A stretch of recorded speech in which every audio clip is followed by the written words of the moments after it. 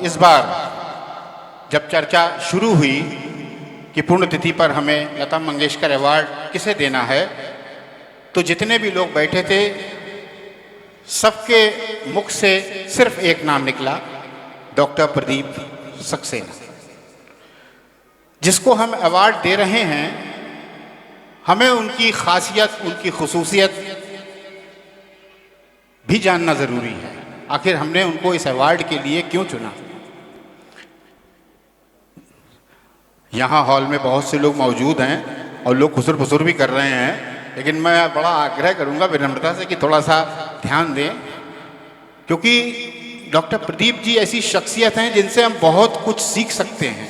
एक से एक विद्वान लोग यहाँ बैठे हुए हैं, ऐसे बहुत से लोग बैठे हैं जिन्होंने समाज में बहुत ऊंचा स्थान हासिल किया है, मुकाम हासिल किया है, लेकिन डॉक्टर प्रदीप जी एक ऐसी शख्सियत हैं जिनसे हम बहुत कुछ सीख सकते हैं। मैं इतना नहीं जानता था, लेकिन डॉक्टर आदित्य पांडे जी ने मुझे जिम्मेदारी सौंपी थी कि डॉक्टर प्रदीप जी का प्रेजेंटेशन आपके द्वारा होगा, तो थोड़ा सा मैं घबराया। मैंने थोड़ा सा डिटेल आदरणीय प्रदीप जी से मांगा और जब उन्होंने मुझे डिटेल भेजा तो मेरा ब्लड प्रेशर गड़बड़ हो गया। किसी शख्सियत को, इतनी अजीम शख्सियत को शब्दों की परिधि में बांधना बहुत मुश्किल होता है।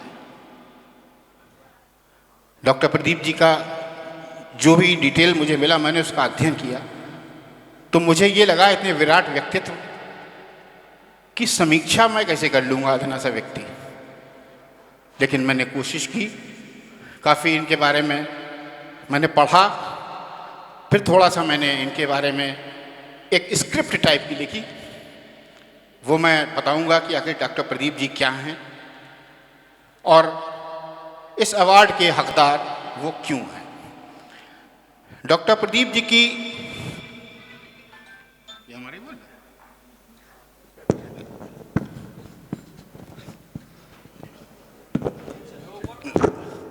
ये फट जाएगी, पत्नी बैठी है। जैसा मैंने कहा कि प्रदीप जी की शख्सियत को शब्दों की परिधि में बांधने के लिए सावधानी बहुत आवश्यक है। शब्दों के चयन में ज़रा सी त्रुटि हो गई तो उनके व्यक्तित्व की आभा को असर नहीं पड़ेगा, बल्कि हम अपनी नज़रों में गिर जाएंगे। वैसे तो प्रदीप का शाब्दिक अर्थ होता है दिया, दीपक, चिराग। एम आई राइट प्रदीप जी? ये प्रदीप जी अपने नाम के मुताबिक काम किया।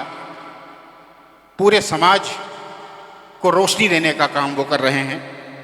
ये मूलतः पीलीभीत के रहने वाले हैं। 29 जून 1962 में इनका जन्म हुआ। पिता दामोदर स्वरूप जी बरेली में शिक्षा विभाग में कार्यरत थे। प्रारंभिक शिक्षा इनकी रामपुर में हुई। इंटरमीडिएट करने के बाद 1982 में दूरसंचार विभाग में इनकी प्रथम नियुक्ति हुई। उपाधि महाविद्यालय पीलीभीत से प्रथम श्रेणी में स्नातक किया। कुमाऊं विश्वविद्यालय अल्मोड़ा से LLB किया। बरेली ट्रांसफ़र होने पर बरेली कॉलेज से LLM किया। PhD की। दूरसंचार विभाग में सेवारत रहते हुए नेट की परीक्षा उत्तीर्ण की। 1996 में कमीशन से सिलेक्शन होने के बाद दूरसंचार विभाग से त्यागपत्र देकर बरेली कॉलेज में विधि विभाग में प्रवक्ता पद पर नियुक्ति हासिल की और 2005 से वही रीडर पद पर कार्यरत है। एकेडमिक अचीवमेंट्स के बाद अब उनके सामाजिक कार्यों पर चर्चा बहुत ज़रूरी है। उन्होंने कुछ ऐसे काम करे हैं जो नेशनल स्तर पर भी बहुत लोकप्रिय हुए। हम नहीं जानते होंगे, हमने उन घटनाओं को, प्रकरणों को सुना है, लेकिन हमने ये नहीं सुना उसका निस्तारण कैसे हुआ, उसका हल कैसे हुआ। उन्होंने, प्रदीप जी ने एक जावर नाम की संस्था स्थापित की, जागर नाम की संस्था स्थापित की। RTI का इस्तेमाल कैसे होता है, दलाली के लिए नहीं होता, क्योंकि RTI एक दलाली का वो स्वरूप हो गया है, लेकिन RTI का इस्तेमाल जनसेवा में, जनहित में कैसे किया जाता है, ये प्रदीप जी ने साबित किया। एक नटशेल में बहुत छोटे छोटे मैं आपको जो प्रकरण बताऊंगा। एक बहुत चर्चित मामला रहा था फरीदपुर के गांव पड़ेरा का यशपाल का। जो लोग अखबार पढ़ते हैं, उनको, जो न्यूज़ सुनते हैं, उनको बहुत अच्छी तरह से ज्ञान होगा, वाकिफ़ होंगे वो, कि वो नौकरी के लिए दिल्ली गया था, वहाँ से किसी तरह से पाकिस्तान चला गया और पाकिस्तान में उसे घुसपैठिया समझकर कैद कर लिया गया था। उन्हें पाकिस्तान की जेल में रखा गया। परिवार वालों को भी नहीं ज्ञात था कि आखिर यशपाल कहाँ चला गया। किसी तरह से पाकिस्तान से ही वहाँ के जेल विजिटर ने एक पत्र द्वारा उनके परिवार को सूचना दी कि आपका बंदा यहाँ पाकिस्तान की जेल में कैद है। प्रदीप जी का संपर्क हुआ। प्रदीप जी ने आरटीआई के तहत केंद्र सरकार से संपर्क साधा, केंद्रीय गृह मंत्रालय से सीधे संपर्क में रहे। लगातार पत्राचार, आरटीआई की सूचनाओं का असर हुआ और केंद्र मंत्रालय इसमें सक्रिय हुआ। केंद्रीय गृह मंत्रालय के हस्तक्षेप, पीएमओ के हस्तक्षेप के बाद काफी साल बाद 2013 में यशपाल की पाकिस्तान से कुशलतापूर्वक हिंदुस्तान वापसी हुई। उसके बहुत बड़े सूत्रधार प्रदीप जी थे। हर व्यक्ति इस प्रकरण से वाकिफ है, लेकिन ये नहीं जानता होगा कि उसको भारत लाने में बहुत बड़ी भूमिका आदरणीय प्रदीप जी की रही। बरेली शहर का डेलापीर तालाब, ये भी बहुत प्रकरण चर्चा में रहा था। 70 बीघा जमीन में फैला हुआ है। इस पर लोगों ने अवैध कब्जा कर रखा था। प्रदीप जी के संज्ञान में आया तो इन्होंने राजस्व परिषद से आरटीआई के तहत सूचनाएं मांगनी शुरू करी और इनके लगातार पत्राचार से, चूंकि कानून के ज्ञाता हैं, इनके नोटिस कानूनी होते हैं, तो जल्दी उस पर कार्रवाई हुई और 80% तालाब से कब्जा हट चुका है और अब वहां पर नगर निगम ने सुंदरीकरण का काम भी शुरू कर दिया है। अवैध कब्जेदारों को हटाकर एक दुश्मनी आदमी मानता है कि मोल ले ली हमने। जो अवैध कब्जेदार होते हैं वो दबंग भी होते हैं, लेकिन प्रदीप जी ने बिना उसकी परवाह किए आरटीआई के तहत ये कार्रवाई करी और तालाब खाली कराया। आज वहाँ सौंदर्यीकरण हो रहा है। पूरे शहर में प्रदीप जी के इस काम की चर्चा है। इंदिरा मार्केट बरेली, वहाँ पर लोहे के 119 खोखे खड़े कर दिए गए। लोगों को दिक्कत होने लगी, जाम लगने लगा। हम भी जाम में फंसते हैं, लेकिन नज़र बचा के निकल जाते हैं। हमें क्या मतलब है, 10 मिनट में निकल जाएंगे, लेकिन जाम क्यों लग रहा है, कहाँ पे अवैध कब्जा है, हम जानने की कोशिश नहीं करते। और फिर आदमी ये भी कहता है फटी में कौन टांग रहा है। लेकिन प्रदीप जी ने जब देखा कि लगातार जाम लग रहा है तो इन्होंने इसे संज्ञान लिया। इन्होंने आरटीआई के तहत पीडब्ल्यूडी नगर निगम से सूचनाएं मांगनी शुरू करी। उन्हें मानना पड़ा, स्वीकार करना पड़ा कि वाकई ये अवैध रूप से रखे गए हैं। कार्रवाई हुई। जब इन्होंने पत्राचार किया, कार्रवाई हुई और वो खोखे हटाए गए। ये भी एक बहुत बड़ी उपलब्धि है। तमिलनाडु के जे डेनियल का एक प्रकरण है। धोखाधड़ी के मामले में फंस गए थे वो। किसी कंपनी का मामला था।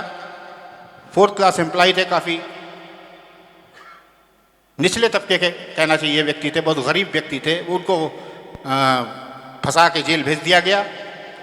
अदालत ने एक ही जुर्म में 5 अलग अलग मुकदमे उनके ऊपर लाद कर 3 साल की सज़ा से दंडित कर दिया। सज़ा पूरी हो गई, लेकिन परिवार गरीब था, उन्होंने सुधि नहीं ली कि सज़ा खत्म हो गई है, कम से कम उनकी रिहाई के लिए प्रयास किए जाएं। वो जेल में ही रहा। 11 साल जेल में बिताने पड़े उन्हें। 3 साल की सज़ा थी, 11 साल जेल में बिताने पड़े। कोई छुड़ाने वाला नहीं था। प्रदीप जी ने उसकी भी मदद की, कानूनी कार्रवाई की और डेनियल को जेल से आज़ादी मिली। ये भी प्रदीप जी के अगर कारनामों की, उनके कृतित्व की अगर चर्चा की जाए तो पूरी रात निकल जाएगी। तो मैंने कुछ पॉइंट्स आपको बताने के लिए उसमें लिए थे। लोग अपनी परेशानियों से उलझे रहते हैं, लेकिन प्रदीप जी दूसरों की परेशानियां दूर करने की फिराक में लगे रहते हैं। अंतर है मित्रों। जिंदगी कोई ठहरी हुई चीज नहीं जिसे हम एक दायरे में समेट लें। जिंदगी चलायमान है, वक्त के साथ आगे बढ़ती रहती है। हर शख्स मसरूफ है, लेकिन मसरूफियत के दरमियान ही हमें जनहित के लिए, जनसेवा के लिए भी वक्त निकालना चाहिए, जैसे प्रदीप जी निकालते हैं। मैंने इसीलिए कहा था, आग्रह किया था कि कुछ सीखें, हम लोग सीखें। मैंने तो सीखा, मैं दूसरे की बात नहीं करता, लेकिन मैंने कल बात जब देखा, इनका व्यक्तित्व के बारे में जानकारी, तो मैंने बहुत कुछ सीखा। प्रदीप जी के लिए तो मैं यही कहूँगा कि नेकियां करके जो तू दरिया में डालेगा अभी, नेकियां करके जो तू दरिया में डालेगा अभी, कश्तियां बन जाएंगी तूफान के वक्त ही कभी। मनुष्य अपनी धारणा का ही प्रतिफल होता है, ये सब जानते हैं। हम विचारों से ही अपनी रचना करते हैं, गणना करते हैं। प्रदीप जी इस बात का उदाहरण है। नम्रता से तो कहते हैं देवता तक मानव के वश में हो जाते हैं। प्रदीप जी की विद्वता, उनकी सफलता, उनकी शालीनता, सहृदयता, विनम्रता आड़े नहीं आती। शायद यही वजह है कि उनके चेहरे पर हमेशा चमक रहती है, जैसे अभी भी है, नूर बरसता है, और अदरोपन मनमोहक मुस्कान जो उनसे मिलता है इन्हीं का हो जाता है। कहते हैं जब आपको किसी के साथ उम्र भर का रिश्ता बनाना पड़े, ये एक बड़ी सच्ची बात है कि अगर किसी के साथ आपको उम्र भर का रिश्ता बनाना है तो अपने दिल में एक कब्रिस्तान बना लीजिए।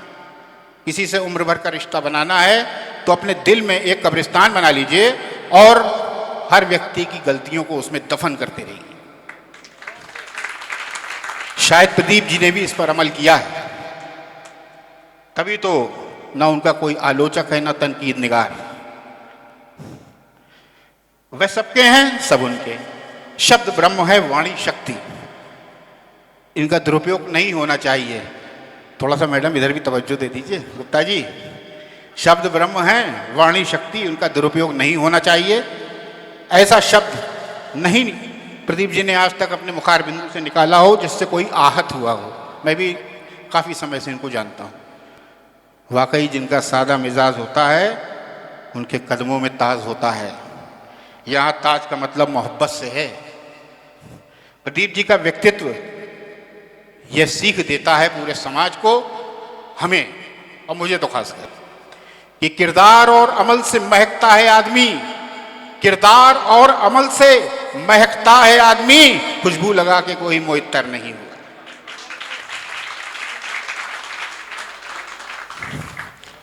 प्रदीप जी का व्यक्तित्व और कृतित्व एक प्रेरणा ये भी देता है कि अगर आप अपने व्यक्तित्व को बनाना चाहते हैं, अगर आप अपने व्यक्तित्व को बनाना चाहते हैं तो कुछ करने की जरूरत नहीं है, बस इंसान बने रहें।